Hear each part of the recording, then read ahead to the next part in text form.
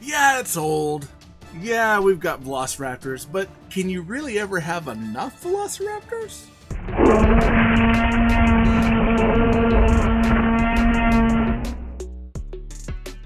Hey, dinosaur and toy fans, I'm here for another awesome Jurassic June toy review. Remember, this month I'm also sharing the Jurassic June over with David Blucher over at Blucher's Videos and Toys, so definitely check out his channel. He will have another episode coming out, I believe, this Tuesday. So today I'm actually joined with a very special guest who's with me. E-Man! And Gouda Man! And Gouda Man, yeah. Here, Gouda, let's see if we can get it. Maybe you can hear him. So I got a cat in my lap. If you've watched a couple of other videos in the past where I've been stroking this cat in my lap and I seem like a very evil, dangerous supervillain, that's my Gouda cat. He's a big old fluffy guy. So if you see some fuzz flying in front of this Velociraptor, you'll know the reason why. So today, actually, E-Man is coming to us with a Fierce Force Velociraptor from the Dino Escape run of Jurassic World Camp Cretaceous.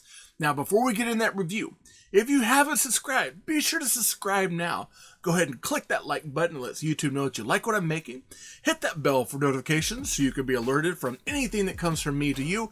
And be sure to comment down below. I love commenting back with you all.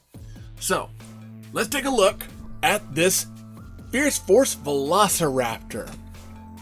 Now, something I noticed about this Fierce Force Velociraptor, we do see that it's a part of the Jurassic World Camp Cretaceous. Now, E-Man, you've been listening, or you've been watching Camp Cretaceous. Do you like that show? Yeah, it's really good.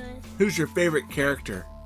Definitely Darius, because he loves dinosaurs. Yeah, Darius is awesome. And of course, we have Darius down here, along with our Dino Escape logo there as well. We see that this is a Netflix original animated series, and I believe they're on their third season, or is it fourth now? I think like fourth or fifth. Oh, yeah.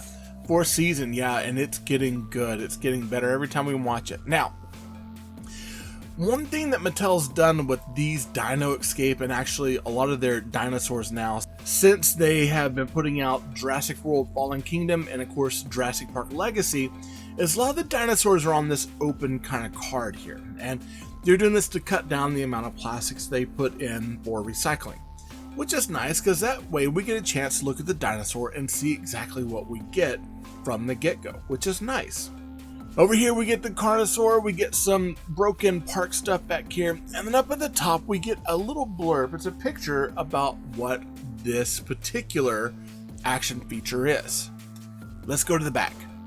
Now on the back, of course, we get the Jurassic World Camp Cretaceous here. We see it's Fierce Force Velociraptor, part of the Dino Escape line. We do get some legal jargon, but not like with the Sungadoriptus. So I noticed we got a ton of that stuff. This one we're not getting quite so much, which is nice. And there's some more characters. There is. Oh, look right there. The Gallimimus. I know the Monophylosaurus. I can't remember what that one is. Now, this one I did pick up a Gallimimus, and I plan to do a review of that one as well. Now, this particular Velociraptor, he has a side slashing action. So it looks like as you turn him, he's supposed to slash around and battle you, which would be kind of cool. You have a Velociraptor, don't you? Yes, it is Delta. You have Delta. See, now you get another Velociraptor. It's just a Velociraptor, so they can battle. Man, this is a pretty cool looking figure so far. Let's head back to the front. Now, E, what do you think about the packaging? It's pretty good. It is pretty good, but you know what? Packaging isn't going to tell us anything else about this toy. We need to get this one off and get to playing. And out of the package, this is what we get. Now, this is a beautiful looking raptor. I love the coloring on this. See, when they had the Socomimus or the Circosocos, it was basically a giant crocodile one that I really wanted to get.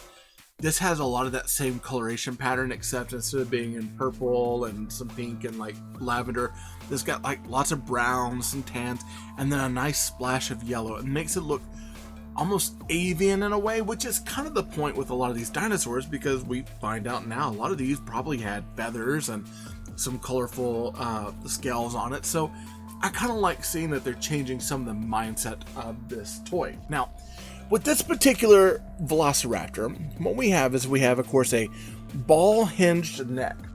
So it moves up about that far down, and then it does turn all the way around. So it's got a pretty good range of movement. It's just, he's not going to look up that much, he's not going to look down. Now, however, if you want to pose him where he's looking down, you have that classic Velociraptor look, and it works out really well. You do have a hinge on the tail, and it just turns around, though the pattern work here kind of keeps it to where it makes it seem like you probably shouldn't pose it around too much, but if you want to turn the tail one way or another, you can. We do get those classic dinosaur theropod hips, so they do turn out a little bit, and then they click in place, kind of shift forwards and backwards. We also have on him a hinged jaw, and his comes down quite a bit. Actually, I feel like it's a little overposed. I feel like it should go to about there, but there's nothing there stopping that hindering, and you got really beautiful paint and detail work on the inside of that jaw. You do also have ball hinge shoulders. So the shoulders, they go all the way around, they hinge up, so you can have them jump out like this. You go, rah! It's kind of scary. And you can hinge them down. It goes in about that much, so it can hold a few things there.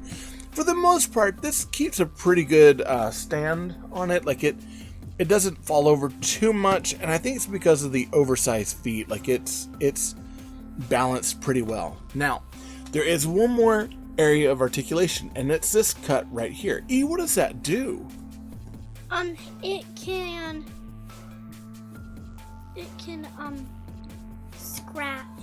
Oh, so it's a lot. You know, you have another toy. There was a toy line that did that. The Mattel used to do it. Big old muscle guy that ran around and had a waist crunch that would help him punch things. He-Man. Yeah, it's very much like He-Man in that way. So you've got it to where it's just sprung, and it can basically turn one side or the other.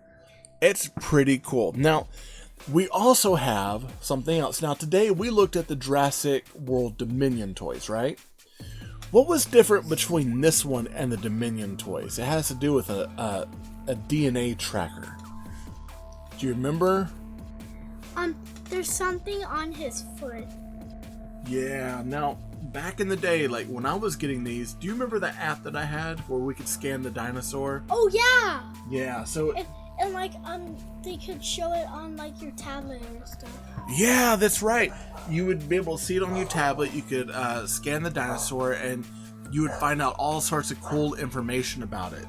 So it was a pretty cool app back in the day, and I really dig it. And it's what, you know, now that you have a pad, we should look and maybe download that for your pad. So maybe it'll take some work, but I can get the dinos down and you can scan all of my dinos, because there's a ton of them.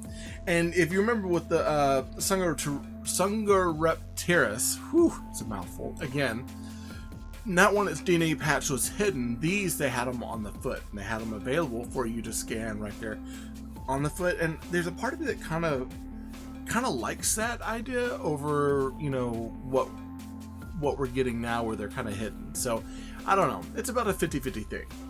Now, we found this particular dino and a bunch of other of the Camp Cretaceous Dino Escape dinos on sale for clearance at Walmart.